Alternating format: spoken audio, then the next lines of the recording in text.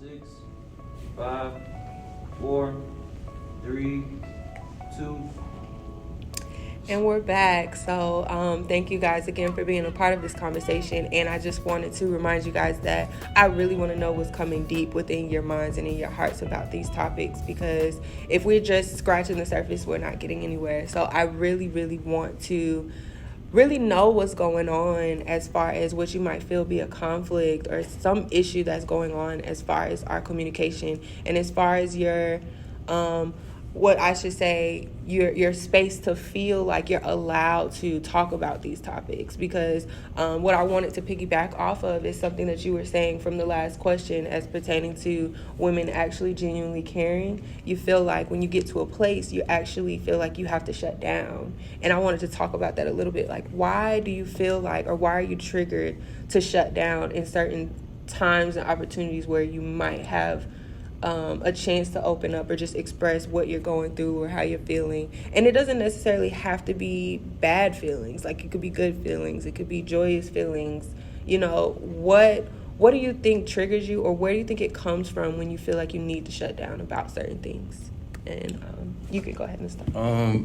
Truthfully, I think most of the black men that I've been around, we grew up with single mothers and our fathers, so not having that dynamic at the home, hinders you on how to, the communication skills, you know what I'm saying? Because I feel like with the man there, they can teach you how to be a man, but also know how to open up and express yourself, you know what I'm saying? So, most of the time you get to see one side. Well, me, in my personal experience, I grew up with a single mother, so I think that kind of took a toll on me as a human being, you know what I mean? So I never really got to see that side of how to be like a man, but also, communicate how I feel without, even if I get a negative response, saying, all right, it's all good. Like, I just, that's just how it is right now. Or, it's just maybe how this person feels at this moment, but I think that plays a big part, but maybe Josh could say something else that he might feel. I mean, I'd say probably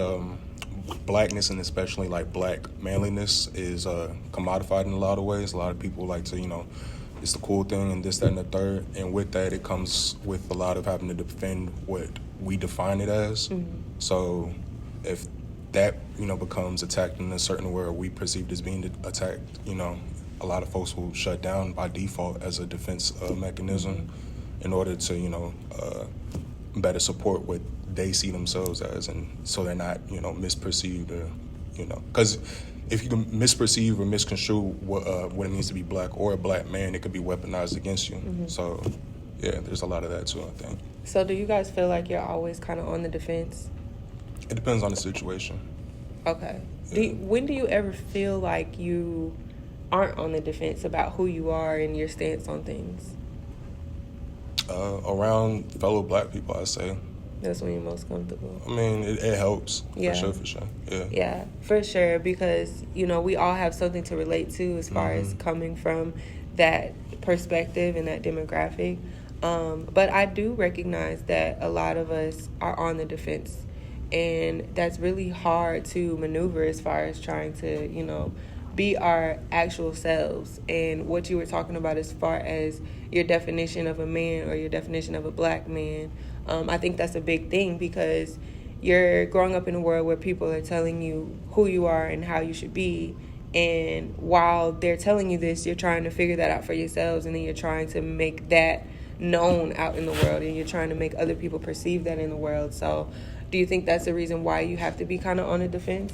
I mean, I look at it like this, like, a lot of us are raised in like poverty-stricken areas, you know what I'm saying? Some of us are from areas where, like, you're soft if you're not putting on a facade of being a tough guy, you know what I'm saying? Like, you cry a little bit, you're weak now, you know what I'm saying? So you gotta be tough, like, in a lot of, places that I've been, you know what I mean? So it's like, I think that plays a big part in it too, you know what I'm saying? And that's I think that's one of the biggest reasons why I'm so passionate about having these conversations, as far as what you just said, like, when you're crying, you're seen as soft. Like, we are human. That is a human emotion. I don't appreciate how society has put it into perspective that that makes you look less of a man or less strong or soft or not able to do what you're supposed to do or do what you want to do just because you're expressing a human emotion.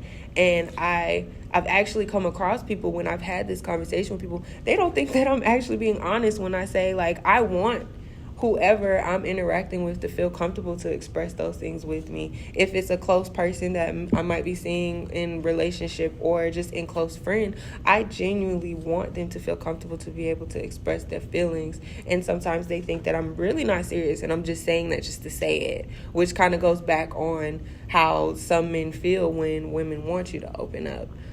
Because for me, I really think that we are here to express those emotions for us to get through life. Like, life is hard for all of us, and I don't think it's fair that women are only perceived to be able to express these emotions, because I can only imagine what you guys are going through inside, not being able to express those things, or even just feeling like maybe your only opportunity to express those things are when you're by yourself. So I think that is a big issue that we can probably talk about for a long time, and I'm here to have that discussion for sure. So I'm gonna grab a question and see what else we have. Do you believe that you have a healthy relationship with your mental well-being? And I'll start with you, Kadeem. Me personally, I think I do. Like, I think I like to use I like the phrase pressure make diamonds. You know what I mean? Like, yeah, we go through a lot of tough things, but a lot of us black men too, that I realize that we're very strong-willed.